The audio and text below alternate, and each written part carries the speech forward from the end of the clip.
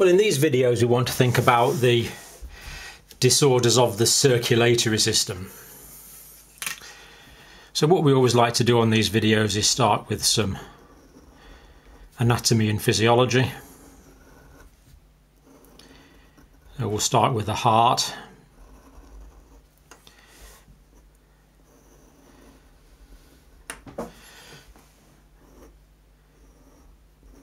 So the heart's got valves pointing up the way just here,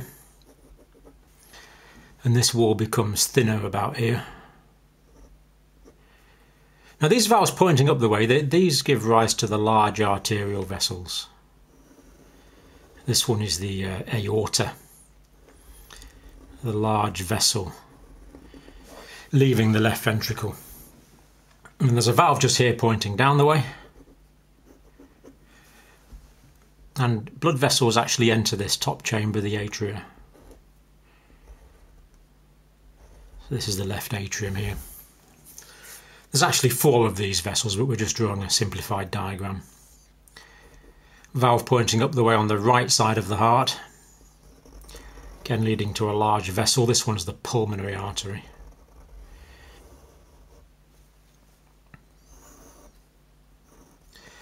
Valve pointing down the way. And again the atrium at the top with blood vessels going into this. So we have the left atrium and the right atrium, the left ventricle and the right ventricle, the aorta and the pulmonary artery. This vessel here is going to be representing the pulmonary veins. This vessel here is representing the inferior and superior vena cava. This is the mitral valve, this is the aortic valve, this is the pulmonary valve, and that's the tricuspid valve. So that's the basic heart. Now the aorta is taking blood into the systems of the body. So here we have the systems of the body, represented by this mass of tissue.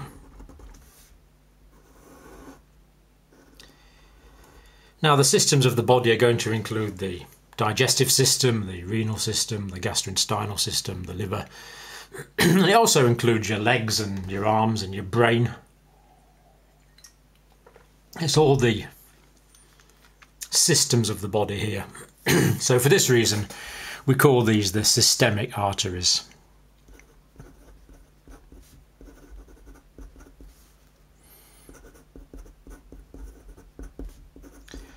So these are the systemic arteries. The aorta is the first of the systemic arteries. Whereas this artery is going to the lungs, so this is the pulmonary arteries. So we've got the systemic arteries here, the pulmonary arteries on this side. And as we've said, these are taking blood to the body. When the blood's been round about the body, it will go back in the venous return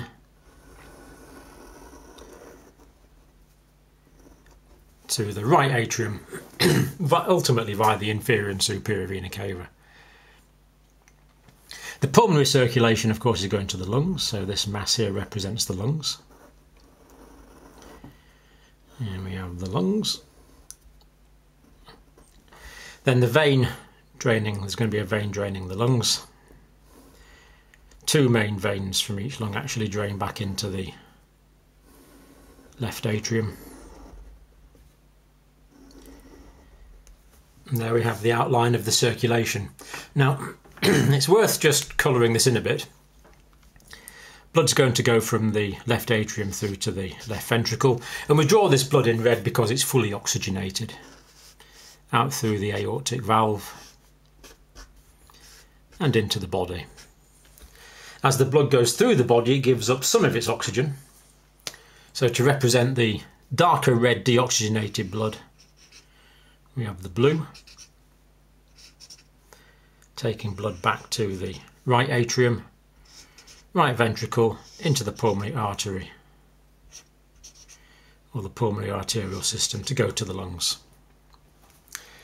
As it goes through the lungs, it's going to be oxygenated, so it's going to leave in fully oxygenated form.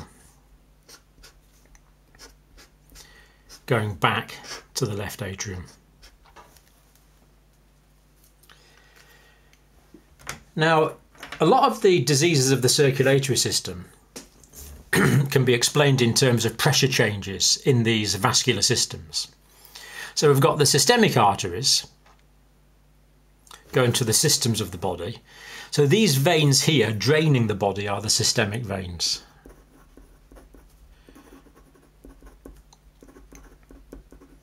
That's the systemic venous system.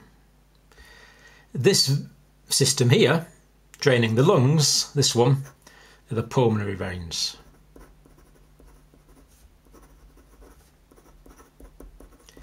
The pulmonary veins.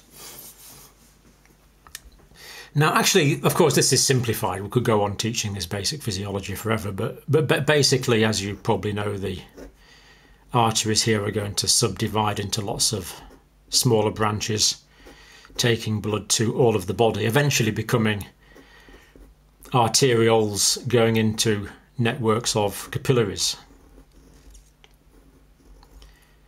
Then the capillaries are going to drain into venules, draining into larger veins, and eventually becoming the inferior and superior vena cava. And it would be a similar situation in the lungs. The pulmonary artery is going to break down into smaller branches, going into pulmonary capillaries, which are in very close proximity with the alveoli when oxygenated, and they're going to join up with other ones and eventually become the 4 pulmonary veins. So what we need to think about is the pressures now in these vessels. Now, the pressure in the systemic arteries is maybe 120/80. But of course, this is above atmospheric pressure. So we always have to 760 millimeters of mercury is the atmospheric pressure. So that's above atmospheric pressure. And we notice there's 2 pressures. 120/80.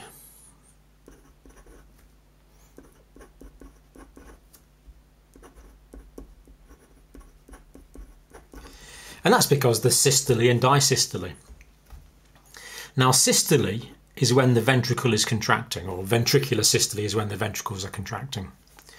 So as this ventricle contracts, going to increase the pressure of the blood in the ventricle, ejecting the blood into the systemic arteries. And that's going to generate a pressure of about 120 millimeters of mercury. Then when the left ventricle finishes contracting, the time when the ventricle is not contracting is ventricular disystole, and the pressure is going to drop.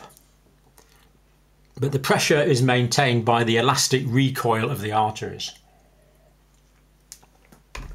So the blood is going to be pushed into the arteries, but then because they're elastic, they're going to kind of spring back, maintaining the diastolic pressure. So 120 systolic, 180 diastolic.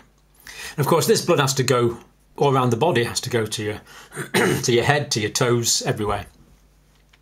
So we need a fairly high pressure. That's why the left ventricular myocardium, as we see here, is quite a thick muscle. As indeed is the muscle in the interventricular septum. Whereas the muscle on the right side of the heart is thinner simply because it doesn't have as far to pump the blood. It's much further to your toes and your head than it is just to go to your lungs, which are also in the thoracic cavity, of course. So the pressure in the pulmonary arteries might be 20/12. I mean, they're going to vary a bit, but there's that kind of pressure. So 20 millimeters of mercury when the right ventricle is in systole, when the right ventricle is contracting. 12 millimeters of mercury when the right ventricle is not contracting during disystole. And we can also put pressure on the pressure figures on the veins. So, for example, in the pulmonary veins, The pressure here might be 12 to 14 millimetres of mercury. All these pressures are millimetres of mercury. And there's another pressure called the central venous pressure.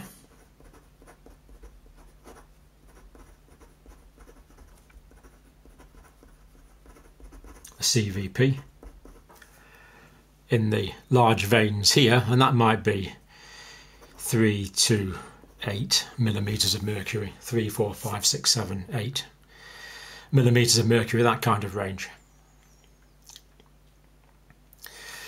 Now, the reason that the ventricles are contracting are to maintain blood pressure.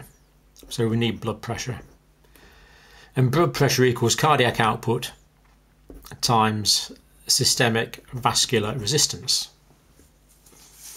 So the blood pressure is determined by the volume of blood pumped out and the resistance to that blood in the arterial system. Most of the resistance actually comes from the arterioles, the small blood vessels. And the cardiac output is equal to the heart rate times the stroke volume. So the heart rate is the number of times the heart is contracting per minute, and the stroke volume is the volume of blood pumped out by the left ventricle per contraction. And that works out at about 70 beats per minute times 70 mils, which is what the stroke volume is. So that gives us about 4,900 mils of blood pumped out per minute, and that actually is about the, give or take, it's 5 litres. Blood pumped into the systemic circulation, and that's pretty well the whole volume of blood being pumped into the... So all of this here represents the systemic circulation.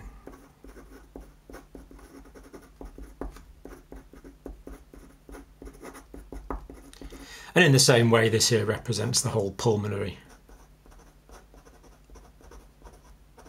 circulation.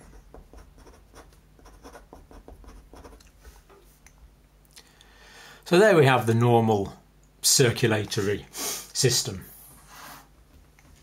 Now what I want to do now is look at some abnormalities of this system. And I think we'll start with the pulmonary arteries and work round. So for example, there's a condition called pulmonary heart disease.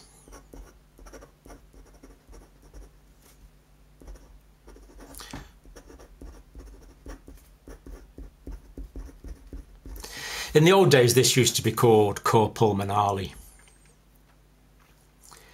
And there's two forms of pulmonary heart disease. But in both of them, the pressure in the pulmonary arteries is going to increase. So in pulmonary heart disease, there's going to be pulmonary hypertension.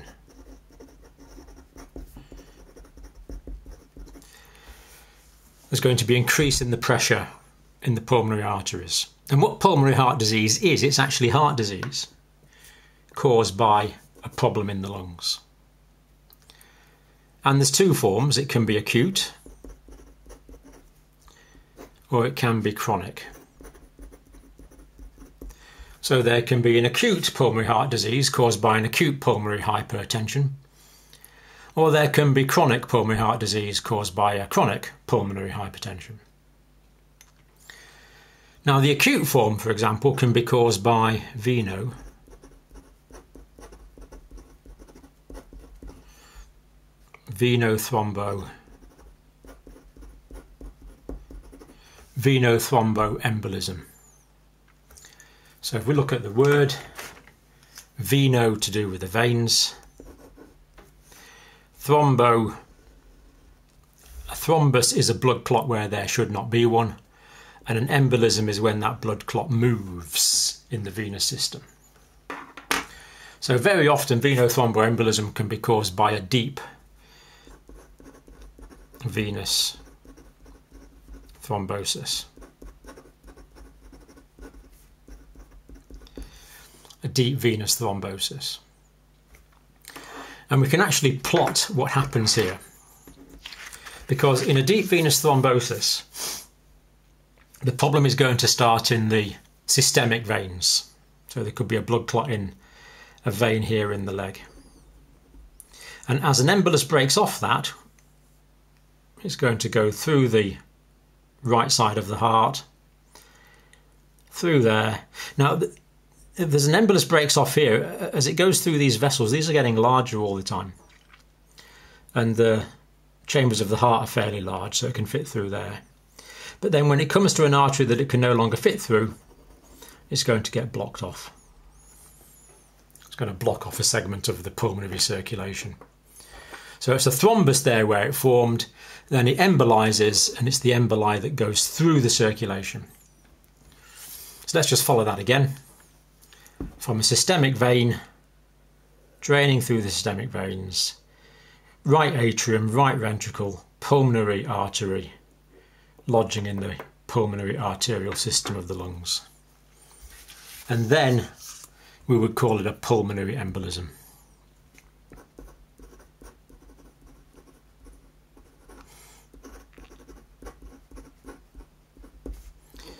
A pulmonary embolism. Now, how severe this condition is depends largely on how big it is. A huge one could block here. But I think you can see if it's blocking off the pulmonary circulation, that means the blood's going to be forced around other parts of the pulmonary circulation. So that means there's going to be back pressure, and it's going to increase the pulmonary arterial pressure if it's a large embolism. So that will be venothromboembolism presenting as deep venous thrombosis and pulmonary embolism. Of course, we normally say DVT can go to PE. Deep venous thrombosis can go to pulmonary embolism. Now, the chronic form, for example, can occur in chronic obstructive pulmonary disease, COPD. Now, what happens here is in chronic bronchitis, there's not enough air getting into the lungs. So areas of the alveoli are going to be low in oxygen. And when that happens in the pulmonary vessels, the low levels of oxygen cause a reflex pulmonary arterial vasoconstriction. So this is going to cause pulmonary arterial vasoconstriction.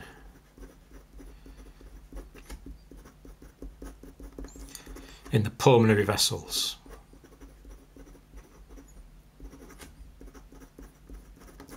It's going to be in the pulmonary vessels. Now, physiologically, that's good because it means that a lot of blood normally does not go to areas of the lung that don't have oxygen to pick up. So that's good.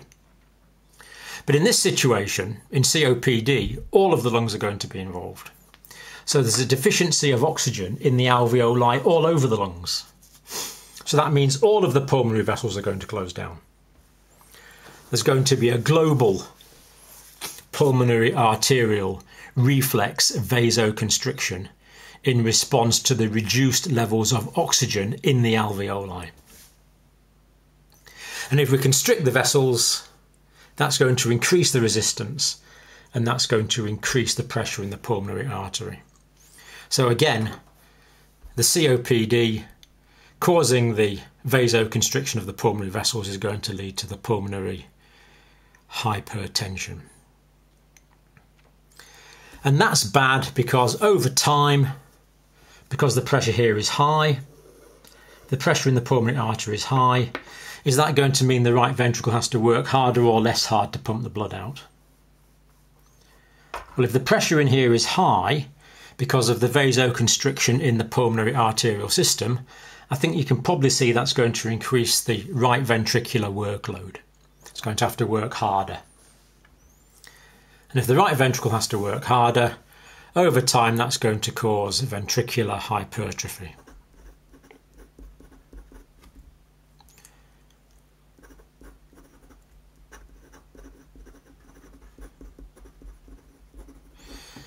And over time, that's going to lead to left ventricular failure. Sorry, right ventricular failure.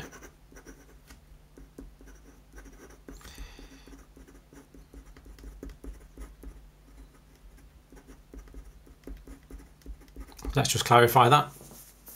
The right ventricle has to work harder. That's going to cause right ventricular hypertrophy. There's going to be an overgrowth of the right ventricle. But over time, it's going to decompensate, and that's going to lead to right ventricular failure.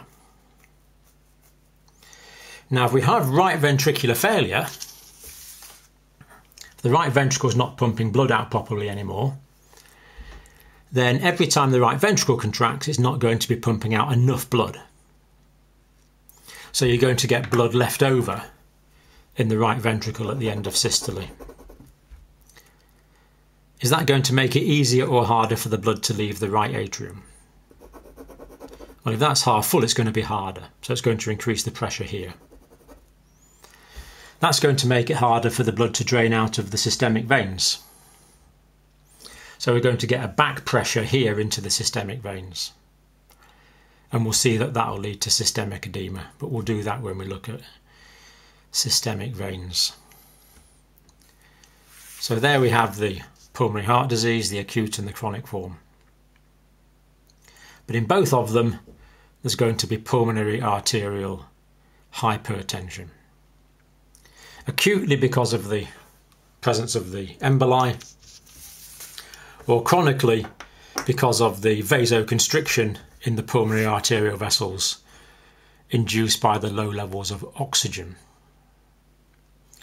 in the alveoli, giving rise to chronic vasoconstriction, chronic increased pulmonary arterial pressure, ongoing chronic increased workload of the right ventricle, leading to right ventricular hypertrophy and then right ventricular failure. So in the next video clip, I think we'll go on and look at the systemic arteries.